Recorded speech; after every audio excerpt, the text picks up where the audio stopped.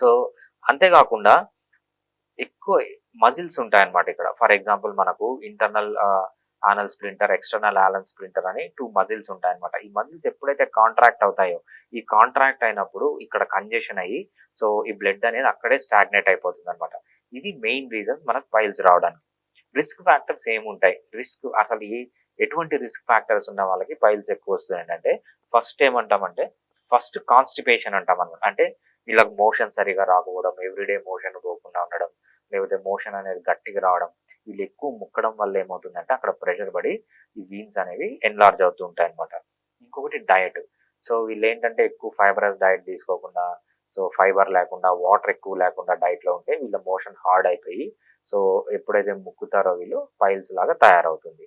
So అదే విధంగా ఒక్కొక్కసారి డయేరియా, కంటిన్యూయస్‌గా లూజ్ మోషన్స్ వస్తుంది. ఒక్కొక్కసారి డిసెంట్రీ అంటామన్నమాట. కొంతమందికి సో అమీబియాసిస్ అంటారు.